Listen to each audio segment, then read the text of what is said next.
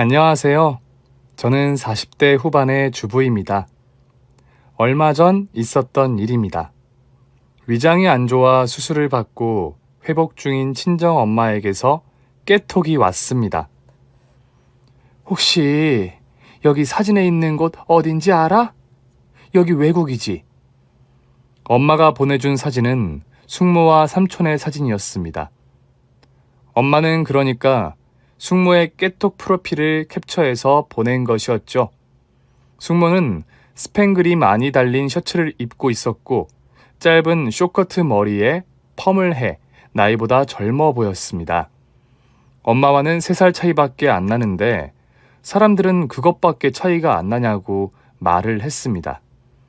사진 속 숙모와 삼촌은 팔짱을 끼고 동남아 어딘가에서 한가롭게 휴가를 즐기고 있는 것 같았습니다. 전 그 사진을 보자마자 엄마의 마음을 알 것 같았습니다. 형님은 아파서 누워있는데 지들은 희희낙낙거리며 놀러나 가고 돈이 어디 있어서 이런 데를 가는지 엄마는 괘씸해하면서도 부러워했죠. 결혼 전에는 엄마의 그런 모습이 참 이해가 안 됐는데 결혼을 하고 나니 엄마의 마음을 100번, 1000번 이해가 됐습니다. 이렇게 형님과 동서의 관계는 숙명적인 라이벌 관계인 것 같습니다.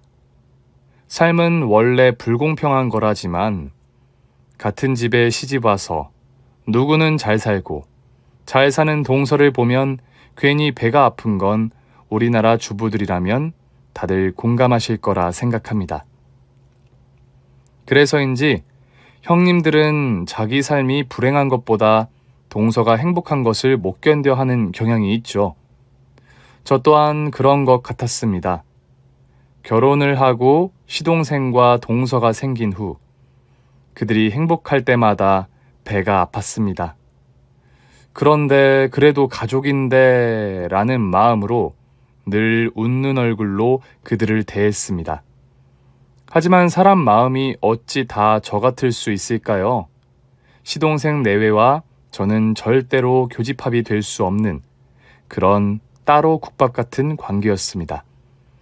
주변의 시댁들을 보면 살면서 살림이 좋아진 집은 장손이 고생하고 별 탈 없이 잘 살다가 나중에 망한 집은 막내가 고생이더라고요. 저희 시댁의 경우는 전자였습니다. 사이비 종교에 빠져서 대대로 내려온 땅과 선산, 그리고 하늘로 고조할아버님부터 내려온 오래된 한옥까지 팔아먹고 돌아가신 시아버지 탓에 제 남편은 어려서부터 가장 노릇을 하며 고생을 했습니다. 시어머니 말씀으론 제 남편이 공부를 잘해서 동네에 소문난 수재였다는데 집이 찢어지게 가난한 탓에 대학은 꿈도 못 꾸고 낮에는 일하고 밤에 야간 고등학교에 다녔다고 하더라고요. 내 자식이지만 첫째는 정말 버릴 게 하나 없는 애다. 못난 부모 만나 어릴 때부터 굶기도 많이 굶고 이 고생 저 고생 안 해본 게 없는 애야. 지도 하고 싶은 게 많았을 텐데 하나 있는 동생 공부시킨다고 모든 걸 희생한 애다. 큰애만 생각하면 해준 것도 없고 고생만 시킨 게 마음에 늘 걸리는구나. 큰애야, 네가 우리 석한이 잘 좀 보살펴다오. 살아생전 시어머님께서는 늘 이렇게 말씀하셨습니다. 저 또한 시어머니 생각과 마찬가지였습니다. 결혼 초반 남편은 모든 걸 포기하고 오직 시어머니의 건강과 시동생의 공부 뒷바라지만 생각하느라 자기 자신한테 투자라는 건 1도 생각하지 않는 헌신적이고 착한 사람이었습니다. 여보, 당신 신발 새로 사야겠어요. 이게 뭐야? 발바닥이 완전히 다 해졌네. 내일 시장 가서 새 걸로 사올게요. 아니, 그러지 마. 아직 신을만 해. 거지도 아니고 이걸 어떻게 신고 다녀요. 당신 작년에도 나한테 아직 신을만 하다고 내년에 사자고 그렇게 말했잖아요. 올해는 안 돼요. 내가 내일 가서 사올 거예요. 참, 그러지 마. 아직 신을만 해. 전 너무 아끼는 남편을 보면 볼수록 화도 나기도 하고 안쓰럽기도 했습니다. 식구들 모두 아끼는 분위기면 이해가 가겠지만 특히 9살 터울인 시동생한테는 뭐든지 좋은 거 새 것만 사주면서 자기 빼곤 다른 사람들한테는 지갑을 잘 여는 사람이었죠. 워낙 성실하고 자상하다 보니 어려운 사람을 보고 그냥 넘기는 적이 없었고 자기도 없는 형편이었지만 사비를 털어 독거노인과 학비가 없어 힘들어하는 청소년을 돕곤 했습니다. 쉬는 날에도 몸이 불편한 동네 어른들 찾아뵙느라 휴일도 반납할 정도였으니까요. 아이고, 착한 새댁이 나왔네. 뭐 줄까? 고등어 한 마리 주세요. 내가 아주 좋은 놈으로 골라줄게.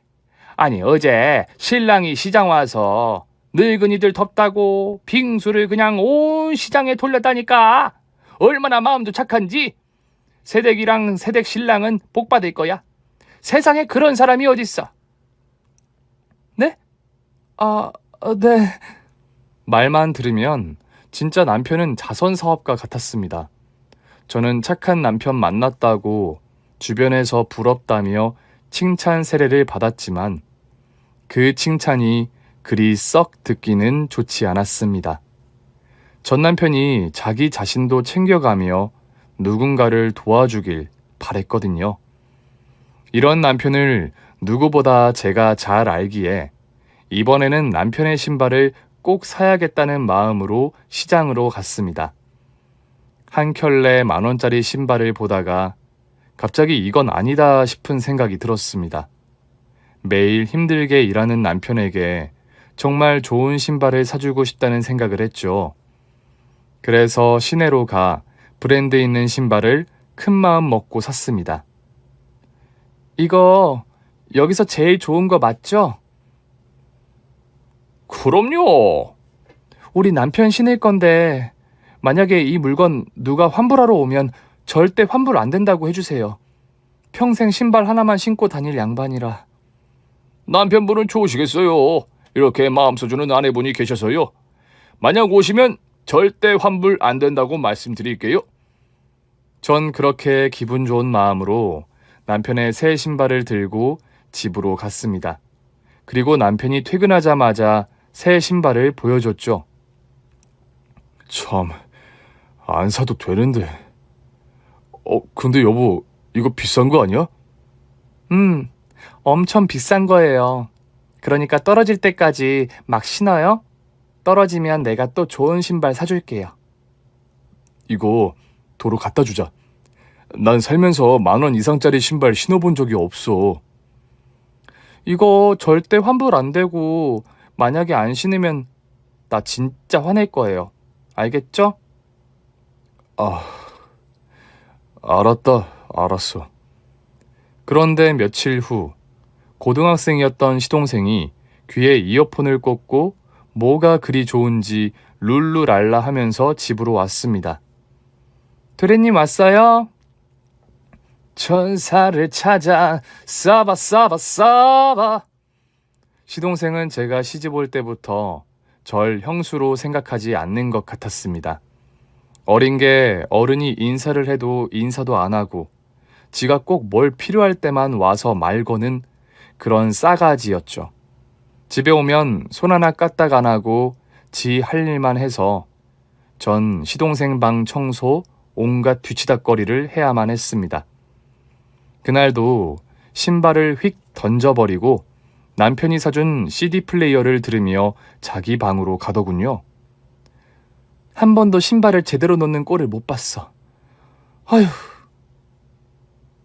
그런데 시동생이 훌러덩 벗어놓은 신발을 보고 전 깜짝 놀랐습니다. 그건 바로 제가 남편에게 사준 새 신발이었습니다. 전 정말 이건 해도 너무한다는 생각에 남편이 퇴근하자마자 폭풍 잔소리를 해댔죠. 당신 내가 사준 신발 어쨌어? 그거 또 석구 줬지? 석구가 뭐야, 시동생한테. 시동생이 시동생 같아야 내가 대우를 해주지. 예절은 어디다 밥 말아먹고 형수가 말하는데 대답도 안 하고 돈 달라고 할 때만 말 걸고 이게 정상적이진 않잖아. 그런데 내가 정말 큰 마음 먹고 사준 새 신발을 석구를 줘? 당장 도로 달라고 해. 안 그럼 정말 나 당신하고 끝이야. 왜 그래? 석구도 운동화 다 됐다고 말하길래 그냥 줬어. 나야 뭐 좋은 신발 신고 갈 데도 없고. 석구는 지 친구들도 다 좋은 신발 신는데 지만 시장표 신발 신으니까 좀 그랬나 봐. 그러니까 이번만 당신이 이해해줘. 응? 여보, 응? 전 남편이 이러면 이럴수록 시동생이 점점 더 미웠습니다.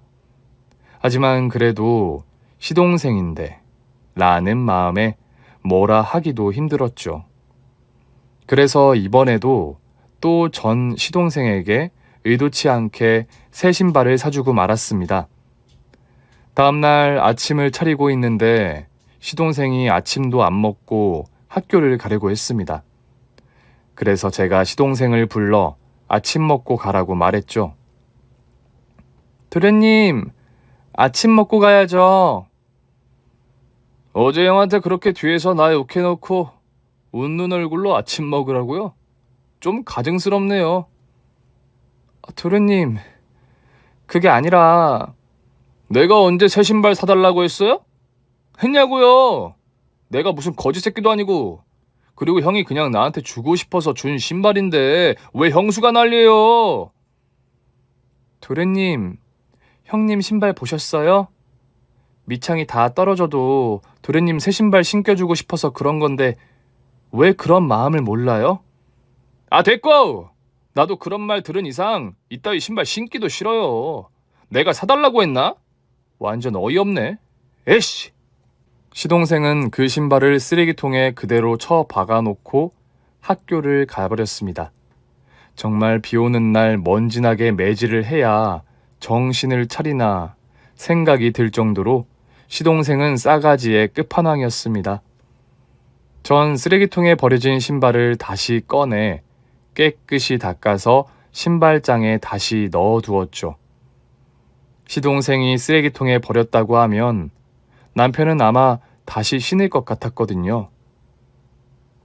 형, 형수랑 뒤에서 내 이야기 하지 마. 나 진짜 확 가출해버릴 거야. 왜? 또? 형이 준 신발 신었다고 지랄했잖아. 언제 한번 제대로 된 신발 사준 적도 없으면서 내 욕은 왜 하냔 말이야. 석구야, 네 형수 내가 그 신발 안 신어서 화난 거지 너한테 화낸 적 없어. 그리고 너 형수한테 예의 지켜.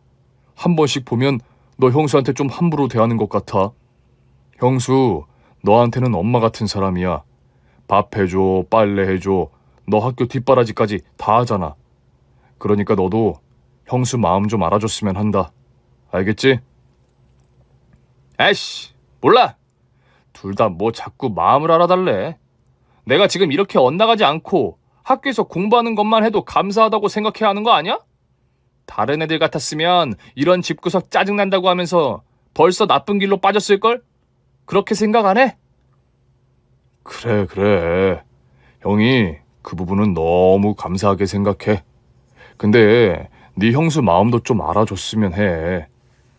이래라 저래라 하지 마. 그건 내가 알아서 할 테니까. 이런 불화가 생길 때마다 남편은 중간에서 저와 시동생을 중재하느라 힘들어했습니다. 그런 남편을 보니 저 철없는 시동생을 그냥 내 자식이다 생각하고 측은지심으로 돌봐야겠다고 참고 또 참았죠. 남편은 정말 시동생에게 아버지 같은 존재였습니다. 저희 부부는 아들, 딸을 낳고 자식들 뒷바라지하기도 벅찼는데 남편은 시동생 대학 공부는 물론 시동생이 결혼할 때도 시동생과 동서가 원하는 것을 다 해주려고 노력했습니다. 형, 전세인데 평수 좀 큰 걸로 해주면 안 돼? 형이 일단 좋은 집으로 구해볼게. 아니, 와이프가 좁은 집에선 답답해서 못 살겠다고 하잖아. 알았어. 참, 그리고 백화점 근처 아파트로 해달래. 백화점 멀면 불편하다고. 기가 막혔습니다. 지가 언제부터 큰 평수에서 살아봤다고 결혼하더니 자기 형한테 대놓고 이거 해달라 저거 해달라 요구하는 게 끝이 없었습니다. 전 생각했죠. 시동생이 저랑 비슷한 여자를 만나 결혼했구나 하고 말이죠. 그렇지 않고선 시동생이 저렇게 요구사항이 자꾸 생길 리가 없을 테니까요. 결국 남편은 시동생에게 백화점 근처에 있는 30평대 아파트를 대출까지 받아 구해줬습니다. 저희는 그때나 지금이나 월세에 사는데 말이죠. 친정 엄마는 이런 제 남편을 보고 오지랖이 넓다고 탓했습니다. 네 시동생 결혼하는데 왜 이서방이 전셋집을 구해주냐? 대학 졸업까지는 시켜줄 수 있다고 치자. 근데 너희도 어려운데 왜 그렇게 무리를 하면서 다 큰 시동생을 그렇게 챙기냐고. 우리 딸은 이렇게 고생하는데 한 번씩 보면 이서방 미워 죽겠어. 쓸데없는 오지랖 부리면 나중에 진짜 큰일 나. 그러니까 네 남편 네가 잘 챙겨. 엄마, 우리 신랑 욕하지 마. 형제라고는 시동생밖에 없으니까 저러는 거지 뭐. 이서방 같은 사람 없어. 아이고, 부창부수다. 난 몰라. 너네가 알아서 해. 나중에 후회된다느니 어쩌니. 그런 말 말고. 참, 그리고 너 네 동서한테는 절대 물렁물렁하게 굴면 안 돼. 초장에 잡아야지. 안 그러면 네 시동생처럼 천둥 벌거숭이처럼 날뛸 거야. 알았어. 그렇게 되면 절대 안 되지. 그때까지만 해도 저는 그런 생각을 해본 적 없는데 친정 엄마 말을 들으니 정신 똑바로 차려야겠다는 생각이 들었죠. 부모 없이 결혼하는 동생을 생각하는 남편의 마음을 잘 알았지만 그래도 아닌 건 아니었죠. 저는 형님이고 동서는 동서니까요. 천성이 착한 사람이라 시동생 부부한테 아낌없이 주는 나무처럼 해주는 남편. 처음엔 원래 그랬으니까 가볍게 생각했습니다. 그런데 지금에 와서는 그때 남편을 말리지 못한 게 천추의 한이 되네요. 왜냐고요? 은혜도 모르는 시동생 부부가 했던 행동 때문입니다. 시동생은 나이트클럽에서 동서를 만났고 둘은 뭐가 그렇게 필이 통했는지 만난 지 5개월 만에 결혼을 한다고 선포를 했죠. 동서는 한마디로 서울 깍쟁이 그 자체였습니다.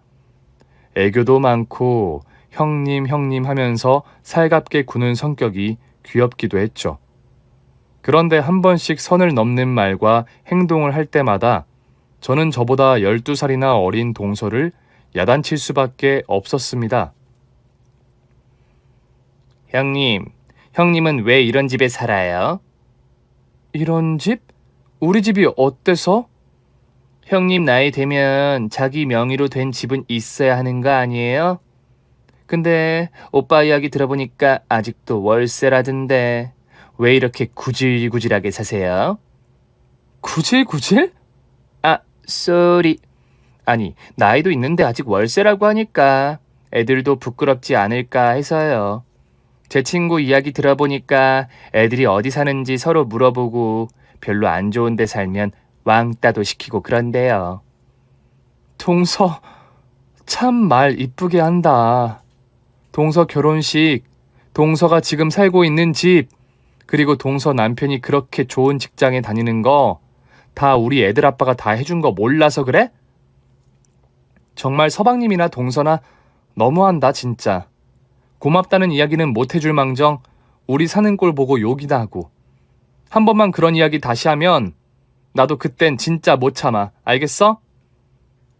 아니 그냥 해본 소린데 형님 너무 센시티브 하시다. 그리고 그 영어 좀 그만 써. 동서 미국 사람이야? 아니잖아.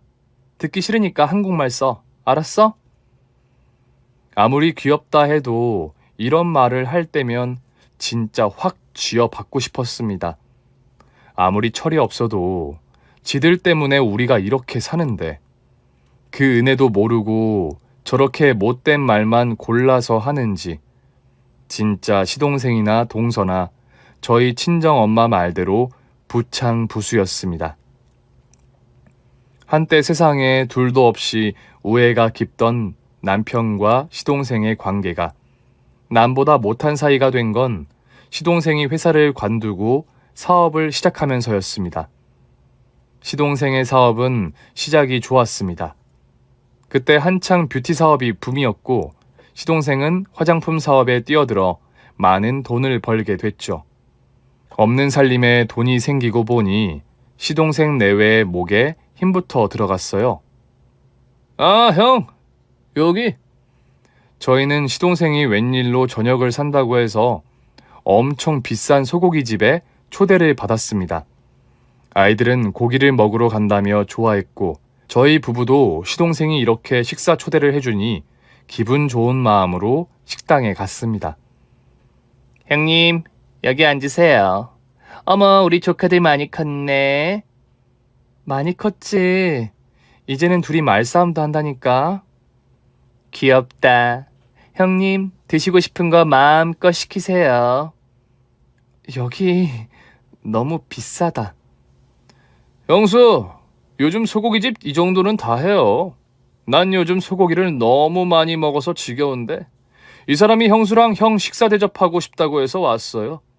돈 걱정하지 말고 마음껏 시키세요. 같은 말이라도 좀 이쁘게 하면 좋으련만 꼭 저렇게 이야기를 하니까 밥 사준다고 해도 전혀 고맙다는 생각이 안 들었습니다. 하지만 애들이 워낙 소고기를 좋아하다 보니 저는 그냥 꾹 참고 주문을 했습니다. 한창 맛있게 먹고 있는데 시동생이 또 제 귀에 거슬리는 말을 하기 시작했습니다. 형, 요새도 밤에 알바 뛰어? 아니, 요즘은 식당 때문에 시간이 없어. 애들 크는 거 보면 알바 뛰고 싶은데 그러면 식당 일에 소홀할까봐 못하고 있어. 너도 애 낳아봐. 돈 들어갈 때가 엄청 많아. 많이 벌 때 저축도 하고 그래야 해. 형 웃긴다. 내가 한 달에 얼마 버는 줄 알아? 너야 잘 나가니까 잘 벌겠지. 형은 그냥 걱정이 돼서 하는 말이야. 한 달에 순수익이 4천 이상 되는 사람한테 저축이라니. 야, 이제 형제라 해도 격이 안 맞아서 말이 잘 안 통하네. 그럼 형은 이제껏 뭐 했어? 저축도 안 하고 지금 얘네 먹는 거 봐봐. 소고기를 거의 마시고 있잖아. 애들이 얼마나 못 먹었으면 이러겠냐고. 무식하게 돈 벌면 몸만 상하고 남는 게 없어요. 그러니까 형도 이제 험한 일 하지 말고 좀 편한 일 좀 찾아서 해. 난 말이야, 형 보면 진짜 답답해. 왜 이렇게 사는지 이해가 안 돼. 너야 대학도 나오고 어려움 모르고 여기까지 왔잖아. 누구보다 네가 더 잘 알 거 아니야. 내가 너 동생이 아니라 자식처럼 키운 거. 네가 잘 돼도 못 돼도 나는 네 형이라서 걱정을 안 할 수 없어. 그리고 내가 사는 건 내가 알아서 할 테니까 그런 신경은 쓰지 마. 우리 애들 누구보다 착하고 똑똑해. 입만 떼면 형이 나한테 뭐 다 해준 것처럼 말하는데 그 소리 이제 진짜 듣기 싫다. 나도 내 나름대로 노력해서 여기까지 온 거야. 형이 뭐 다 해준 것처럼 말하지 마. 듣기 좋은 꽃노래도 한두 번이지. 서방님, 말이 좀 심하네요. 내가 뭐요? 애들 아빠, 서방님한테 진짜 모든 걸 헌신했어요. 그건 누구보다 내가 제일 잘 알아요. 사업해서 돈 좀 번다고 애들 아빠 무시하는데 사람 일 아무도 몰라요. 서방님이 잘 나가다가도 엎어질 수도 있는 거 아니에요? 그때도 이렇게 우리한테 이렇게 이야기할 거예요? 형님, 지금 아주버님도 말이 좀 그렇잖아요. 아니, 동생이 잘 되면 박수 쳐주면 될 것을 비꼬듯이 말하셨잖아요. 그리고 저희 애 가질 거예요. 아이 이야기는 아주버님이 굳이 신경 쓸 필요가 없을 것 같은데요. 그냥 사는 대로 사세요. 괜히 자꾸 딴지 걸지 마시고. 동서, 우리가 언제 딴지를 걸었어? 그리고 사업하는 사람들 마음이 넉넉하고 베풀 줄 알아야 그만큼 사업도 잘 되는 거 몰라? 마음을 그렇게 쓰면 못 써. 에이씨, 재수없게. 지금 사업하는 사람한테 그딴 소리 하는 게 제정신이에요? 생각해서 밥 좀 사주려고 나왔구만. 아씨, 밥맛 떨어져. 일어나, 가자. 응? 형, 당분간 연락하지 말자. 형이랑 있으면 나도 구질구질해지는 것 같아서 기분 더러워. 아휴, 열받아. 남편은 시동생이 저렇게 싸가지 없이 이야기하는데 아무런 대꾸도 하지 않고 가만히 있었습니다. 전 그런 남편을 보고 너무 화가 났죠. 당신은 동생한테 저런 소리 듣고 화도 안 나? 만날 당신이 서방님 부모 노릇해야 한다며 진짜 다 해줬잖아. 그런데 동생이 저렇게 싸가지 없이 이야기하는데 가만히 있냐고. 그런 부모가 어딨냐고, 어? 미안해. 당신한테까지 이런 소리 듣게 해서. 앞으로 서방님하고 연락하지 마. 자기들도 우리랑 연락하는 거 달가워하지도 않는데 우리가 뭐가 아쉬워서 연락을 해. 앞으로 형제 없다고 생각하고 나랑 우리 애들이나 챙겨. 제발 부탁이야. 그날 이후 남편과 시동생은 연락을 하지 않았습니다. 남편 마음은 어떨지 모르겠지만 저는 너무 편하고 좋았죠. 그리고 저희 식당도 점점 잘 돼서 종업원을 쓸 정도로 바빴습니다. 시동생은 사업이 잘 되면 잘 될수록 점점 더 욕심을 냈습니다. 옛날엔 곳간에 인심 난다고 했지만 실상은 곳간이 채워질수록 개구리가 올챙이적 생각을 못한다고 허울 좋은 옛말일 뿐이었던 거죠. 그리고 6개월 후 밤늦게 시동생 부부가 저희 집을 찾아왔습니다. 어머, 서방님이 이 시간에 웬일이세요? 누군데? 석구야. 형. 형님, 저희 어떡해요? 저희 좀 살려주세요. 6개월 동안 연락 한 번 없다가 다짜고짜 살려달라는 시동생. 저희는 이게 무슨 일인지 자초지종부터 들어야 했죠. 왜 그래? 무슨 일이야? 형, 내가 사업을 좀 키우려고 어음을 좀 썼는데 그 새끼들이 나한테 사기를 쳤어. 이번 달 안으로 어음 못 막으면 우리 진짜 끝이야, 형. 어음이 얼마나 되는데요? 5억이요. 5억? 네, 형님, 제발 한 번만 도와주세요. 제발요. 도와주시면 이 은혜 절대 잊지 않을게요. 정말이에요. 우리가 그런 돈이... 알았다. 진정하고 집에 가 있어. 형이 생각해보고 전화할게. 재수씨 이러다 쓰러지겠다. 얼른 집에 가. 형! 생각해 본다니 도대체 뭘 생각해 본다는 건지 저는 시동생 내외가 집으로 간 뒤 남편에게 물었습니다. 아니지? 돈 해줄 거 아니지? 그럼 어떡해? 어음 못 막으면 석구 철창 신세 질 거야. 그건 막아야지. 지들이 버린 거잖아. 지들이 욕심내서 이러다가 사고 친 거잖아. 우리 이제 겨우 월세 벗어나서 우리 집 장만했는데 또 빚낼 거야? 서방님 때문에? 오죽했으면 저 자존심 센 놈이 날 찾아왔겠어. 여보, 당신 힘들게 안 할 테니까 석구 한 번만 도와주자. 응? 바보 천치도 이런 바보 천치가 없을 겁니다. 그렇게 서방님한테 무시당하면서 또 도와줄 생각을 하다니 전 너무 화가 나서 애들을 데리고 친정으로 갔고 식당에선 남편과 말도 한마디 안 하고 일만 했죠. 이제 그만 집에 들어와, 응? 돈 결국 해줬지. 여보. 집에 들어가는 대신 이자 쳐서 갚으라고 해. 나 안 그러면 집에 안 가. 알았어. 내가 더 잘할게, 응? 전 또 남편의 말에 넘어갔고 애들을 데리고 다시 집으로 갔습니다. 다행히 저희 식당은 날이 갈수록 잘 됐고 맛집 프로그램에도 여러 번 방영될 정도로 인기가 나날이 높아졌습니다. 시동생도 저희가 빌려준 돈 때문에 최악의 상황은 막을 수 있었고 다시 재기에 성공했습니다. 그리고 3년 만에 돈 5억을 갚았죠. 근데 빌릴 때는 그렇게 절절 매달리다시피 그러더니 갚을 때는 무슨 우리한테 적선이라도 하는 것 마냥 또다시 싸가지가 발동이 걸렸습니다. 장사 잘 되나 봐. 왔어. 형 계좌로 돈 넣었어. 그래? 고맙다. 근데 형, 다른 집은 형제한테 돈 빌려주고 받고 그런 거 안 한다더라. 보태주면 보태주지 빌려주지는 않는다고. 그러고 보면 참 형도 욕심이 많아? 9살이 어린 동생한테 빌려준 돈을 받을 생각을 하고 말이야. 석구야. 됐어. 갚았으니까 나 형한테 설교 들을 일 없고 오히려 홀가분하네. 옷에 음식 냄새 배어서 더 못 입겠다. 나 갈게. 그렇게 시동생은 3년 전 모습과는 완전히 달라져 있었습니다. 화장실 들어갈 때 다르고 나올 때 다르다더니 시동생은 더 싸가지가 없이 돌아왔고 사업은 점점 다시 제 자리를 찾아갔습니다.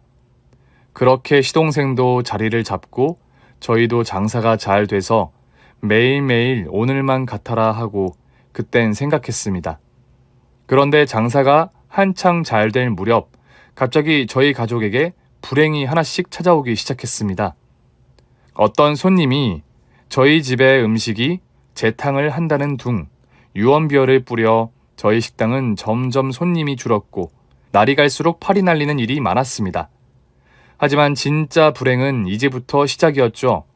어느 날 밤 딸아이가 갑자기 숨을 못 쉬겠다며 호흡 곤란 증세가 왔고 저희 부부는 딸아이를 안고 병원으로 달려갔습니다. 제발 큰 병이 아니길 저는 바라고 또 바랬습니다. 그런데 저기 검사를 했는데 따님은 근육이 위축되는 희귀병 척수성근 위축증입니다. 네? 그게 뭔가요, 선생님? 척수성 근위축증은 국내에서 매년 20명 정도 발생합니다. 치료받지 않으면 사망에 이르거나 평생 인공호흡기에 의존할 수밖에 없습니다. 치료받으면 괜찮죠? 치료받을게요. 얼마가 들든 받을게요.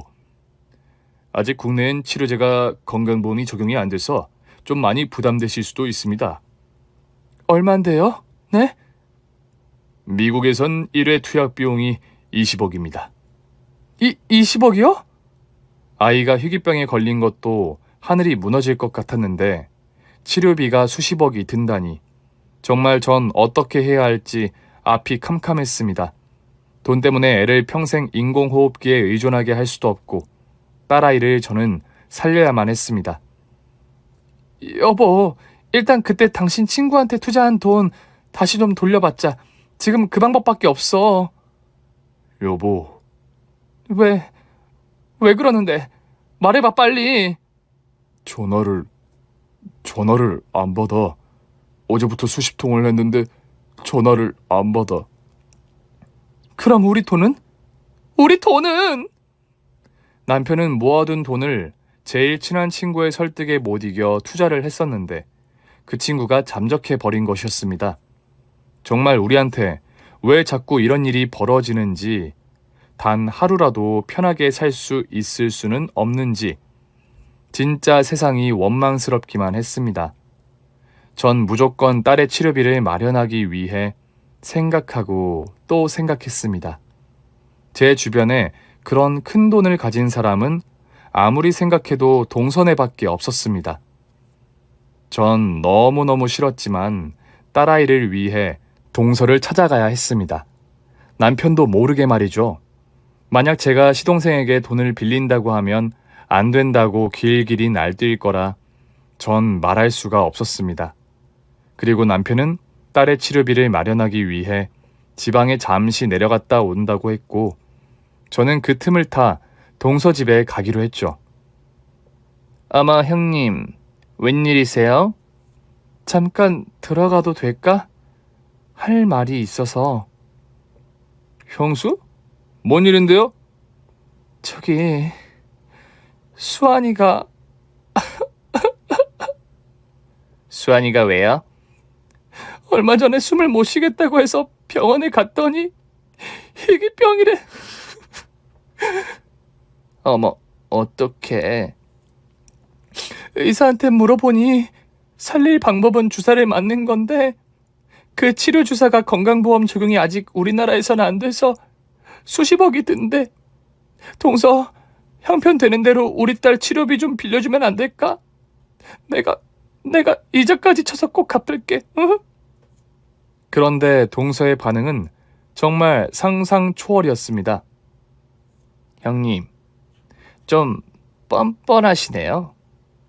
돈 있을 땐 그렇게 절 무시하더니 형님이 힘드니까 얼굴 싹 바꿔서 이러는 게 좀 웃겨요. 제가 그동안 참았는데 그렇게 나한테 훈계한답시고 저한테 막대한 거 그거 진짜 섭섭했어요. 동서, 내가 언제 그랬어? 맨날 날 보는 눈빛도 뭔가 아래로 보는 눈빛이고 우리가 그때 5억 빌렸을 때도 형님이 얼만 유샜던 줄 아세요? 내가 그것만 생각하면 피가 거꾸로 솟는다고요. 동서, 진짜 너무하네. 그리고 형님, 수환이가 그렇게 된 거 솔직히 형님 탓 아니에요? 아니, 얼마나 애 관리를 안 했으면 그런 몹쓸 병에 걸리냐고요. 유전자 문제잖아요. 아니에요? 전 동서의 말에 순간 눈물이 핑 돌았습니다. 아이가 희귀병에 걸린 게 다 저 때문인 것 같아 진짜 가슴에 피멍이 들 정도로 혼자서 너무 힘들었는데 동서가 저의 가장 아픈 부분을 꼭 찌르고 말았습니다. 지금껏 뭘 바라고 자기들한테 잘해준 건 아니지만 그래도 이런 식으로 제게 비수를 꽂을 줄은 상상도 못했습니다. 부모가 돈 없는 것도 애한테 죄예요. 형이랑 형수가 그렇게 나한테 욕심 많다며 무슨 돈벌레처럼 보더니만 결국 이렇게 됐잖아요. 아, 사람이 말이야. 마음을 곱게 써야지. 뭐라고요? 맞잖아요.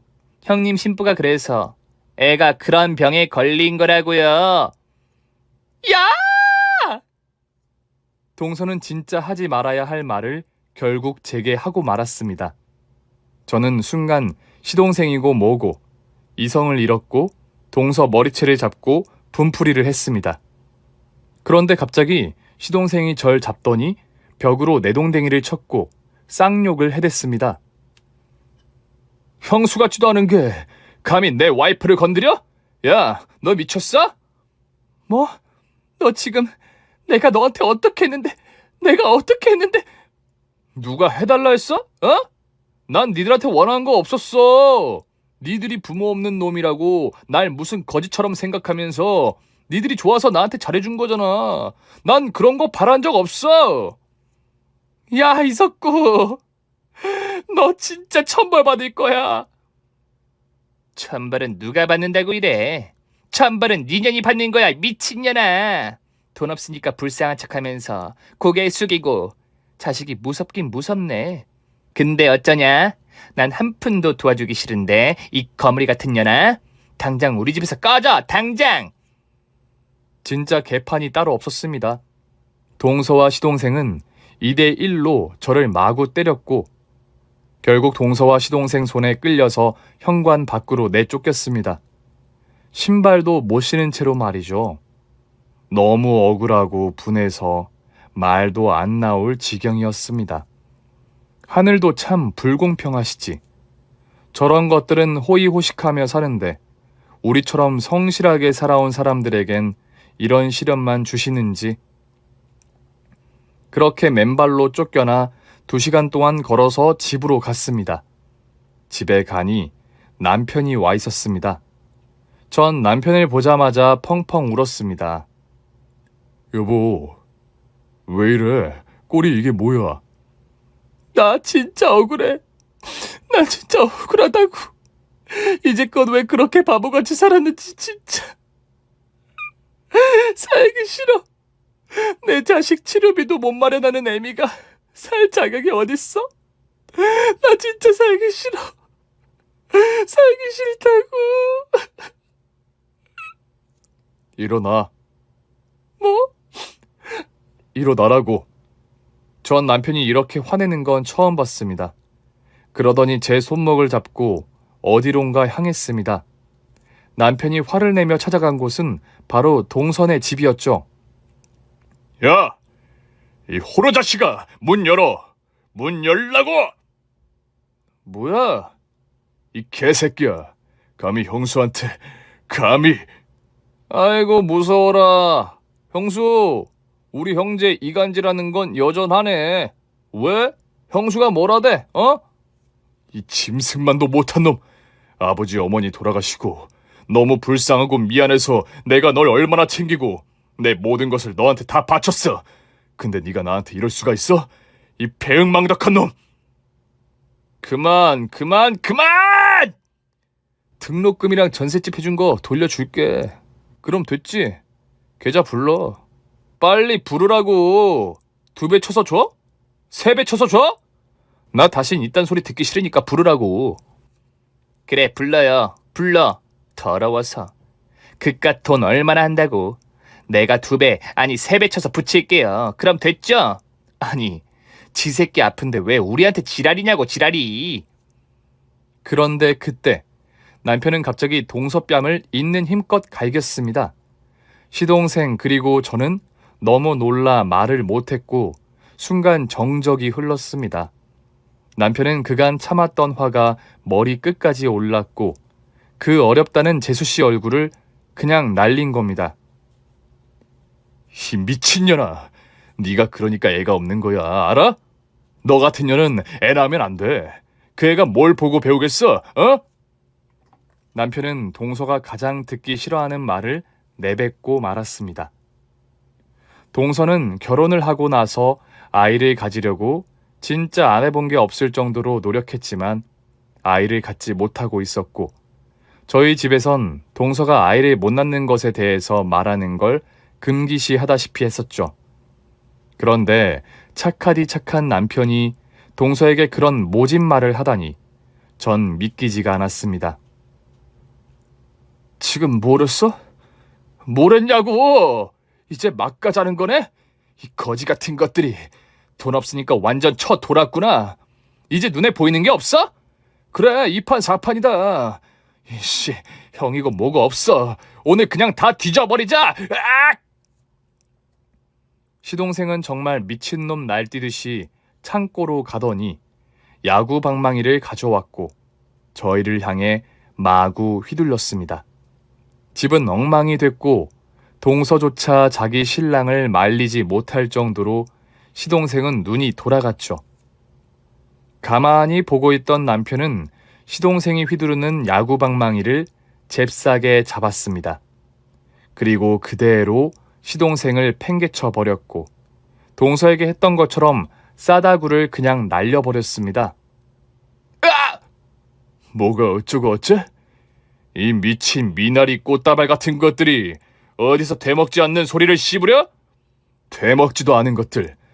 니들 둘 오늘 대가리가 엉덩이에 인사도록 내가 손 좀 봐줄게. 참, 하나 더. 니들 눈깔 빼서 저글링 한번 해줘? 나쁜 말이라곤 한 번도 하지 않던 남편이 진짜 입에 담지도 못할 욕설을 마구 퍼붓는데 동서와 저 그리고 시동생은 남편의 새로운 모습에 너무 놀라 입을 떡 벌리고 바라만 봤죠. 그런데 한번 터져버린 남편의 분노는 그칠 줄 몰랐습니다. 자, 이거 보이냐? 나도 내가 이렇게 돈이 많은 줄 몰랐어. 부모 자격 없는 건 우리가 아니라 니들이야. 이 싸가지 없는 년놈들아. 전 남편이 들이민 통장을 받고 그 안에 적힌 금액을 보고 깜짝 놀랐습니다. 통장에 찍힌 금액은 자그마치 100억. 알고 보니 남편의 친구는 잠적한 게 아니라 휴대전화를 잠시 잃어버려 연락이 안 됐던 거고 남편 덕분에 중국에 투자해 엄청 많은 돈을 벌었다고 했습니다. 그리고 고맙다며 남편에게 빌려준 돈의 10배를 갚아준 것이었습니다. 100억? 자기야, 이거 100억 맞지? 뭐야? 이거 뭐야? 100억 맞아. 난 이 돈을 받고 생각했었어. 니들이 우리 딸 치료비 하라고 조금이라도 보태줬으면 이 돈 너한테도 좀 주려고 했어. 그런데 언제부터 돈 좀 굴리고 살았다고 시건방을 떨고 집 살 돈도 없어서 지형 앞세워 은행 대출 받아간 것들이. 야, 이 새끼야, 너 한 번이라도 나한테 고맙다는 말 해봤냐? 한 번이라도 네 형수한테 감사한 마음 가져봤어? 아까 네가 그랬지? 이제껏 내가 해준 돈 다 갚는다고. 그래, 네 입으로 네가 돈 많다고 했으니까 그간 가져간 돈 2배, 3배 쳐서 내놔. 안 그러면 나도 법적으로 대응할 거야. 이 100억을 다 쓰더라도 난 이제껏 너한테 희생했던 것들 다 돌려받을 거야, 반드시. 이 대먹지 않은 개뼈다귀 같은 새끼 같으니라고. 동서는 갑자기 눈을 가자미처럼 뜨더니 또 지랄을 하기 시작했습니다. 이거 사기지? 우리가 이거 보면 아이고 형님 할 줄 알고 천만에 100억이란 돈 만져보기나 했어? 봤냐고? 전 동서의 말에 인연을 진짜 가만둬선 안 되겠다는 생각이 들었습니다. 눈 까라 이년아. 포크로 확 뽑아버리기 전에. 그리고 너 터진 입이라고 함부로 떠드는데 내 남편이 네 친구냐? 어디 하늘 같은 시아주버님한테 건방지게 반말을 해? 어따 대고 반말을 섞어 죽으려고. 야, 너희 둘 좋은 말 할 때 잘 들어라. 오늘 밤까지 석구 네 학비에 신혼집 대출금, 은행 이자까지 쳐서 싹 다 보내. 혹시라도 모자라면 내가 10원마다 강냉이 하나씩 털어줄 테니까. 한치의 오차도 없이 확실히 해. 알았어?